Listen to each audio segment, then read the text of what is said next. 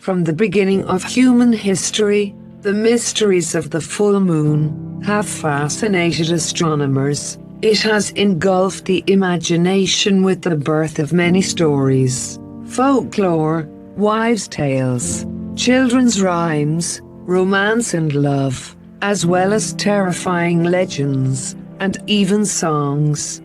Most are probably familiar, or maybe have heard the term, the man on the moon, though the origins are not clear, but to some cultures, the man on the moon was a guardian who lived on the moon to protect the dreams of children. Also, another story was that the man on the moon was connected to the crime of stealing, banishing the said man to the moon as punishment. This was probably a story to scare the criminals of the time. But whatever the actual origins are, the fact remains that people believe they observed the likeness of a face in the texture of the moon. Throughout the centuries, the belief was that the moon was responsible for strange, and sometimes deranged behavior, adding fear that someone would transform into the infamous werewolf and cause havoc and destruction. And some cultures believed that the moon was the home of their deceased loved ones, awaiting their inevitable return and rebirth back on Earth to live another life. For magical practitioners, the moon was important to their ancient traditions. It's believed that the different phases, especially the full moon, offered healing and renewed energy. In the 1820s, the Bavarian astronomer Franz von Gruithuisen claimed, while viewing the sky with his telescope, that he had witnessed an entire city on the moon's surface, visible on a full moon. Another belief was the moon controlled fertility, and that the 5th day after a full moon was the perfect time to try to conceive a child. But for hundreds of years, the belief is unchanged that some people, as well as animals, change behaviors during the full moon, some having violent or moody behavior, depression, and spontaneous criminal acts. Even sleep issues were commonly blamed on the full moon. This has been categorized by some as simply wives' tales, but even today, there is still many with a firm belief that the full moon does indeed affect behaviors. Now, let's have a look at the full moons expected in 2023 and their names. People from different cultures gave each of the full moons a name. Names that represented common events of that particular lunar month.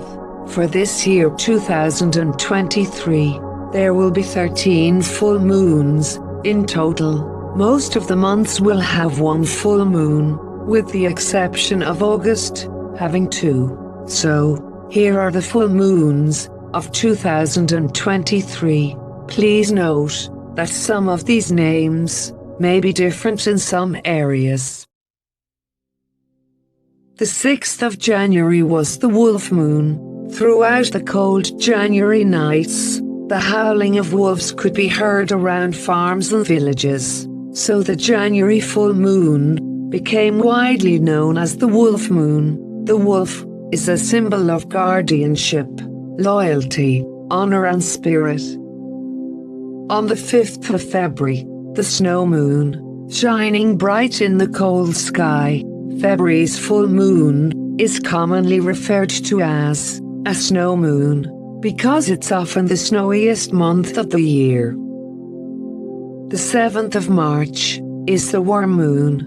This moon is referring to the awakening of the earthworm, or beetle larvae, which typically begin to emerge from hibernation when the ground and the bark of trees begin to thaw. The 6th of April is the pink moon. The pink moon is, simply put, the full moon of spring. The name itself first came to the public in the 1930s, when the Maine Farmer's Almanac published the names of the moon for each month. The pink moon specifically referred to the full moon in April.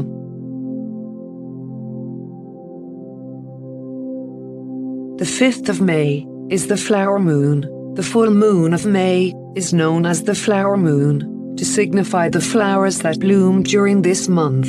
It has also been called the planting moon, mother's moon, the grass moon, and more. The 4th of June is the strawberry moon. The full moon of June is often called a strawberry moon, as the little red berries ripen around this time. Other names are the green corn moon, the hot moon, the mead moon, and the rose moon. The 3rd of July is the buck moon. The full moon in July is called the buck moon because the antlers of the male deer are in full growth mode around this time. Bucks shed and regrow their antlers each year, usually producing a larger and more impressive set of antlers as the years go by. This moon has also been called the thunder moon, claiming moon, and the herb moon. The 1st of August is the sturgeon moon. August's sturgeon moon has this name because of the large numbers of sturgeon available in the lakes in this month. It's also been called the moon of gratitude. August may be a time for enjoying the summer sun, but it's also a time to appreciate what we have, where we come from, and the nature that is around us. The 30th of August. This is the blue moon, and the second full moon for this month.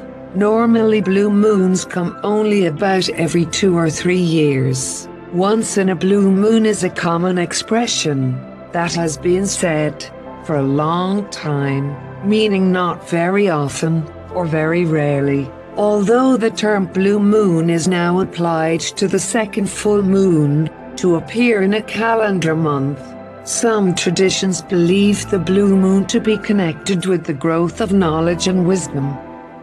The 29th of September, the harvest moon, is one of the most familiar names of the moons, and is said to be the nearest full moon to the autumnal equinox. This moon is also called the corn moon. Before electricity, the light of the harvest moon enabled farmers to work late into the night, helping them to bring their crops from the fields before the frost. The 28th of October, the hunter's moon, also being called the blood moon. The hunter's moon follows the harvest moon this year. This happens every few years. This moon is often bright and orange in color. However, a partial lunar eclipse is also set to occur the same night, also calling it a blood moon in some areas. The moon becomes red or reddish-brown. Some people are torn as to whether the blood moon is a good or bad omen. According to old folklore, on the eve of a blood moon, it is encouraged to resolve any conflicts and a time for old feuds to be laid to rest. But, given the superstitions, as well as the Christian prophecies that surround the blood moon, it is probably best for each person to make their own judgments. But, for the skeptics, the blood moon is an impressive sight to behold. The 27th of November is the frost moon, also being called the beaver moon. The frost moon signals the time when the bitter and icy frost would become more frequent. But the beaver moon was named after the busy beavers who could be seen preparing for the winter. Back when people had to hunt to survive, they knew that the frost moon was the last chance to set traps before the water froze for the winter.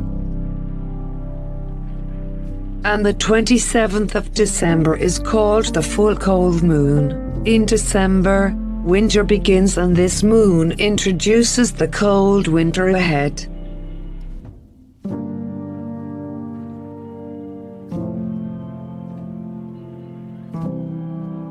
Until next time, blessings to you all, and thank you for watching.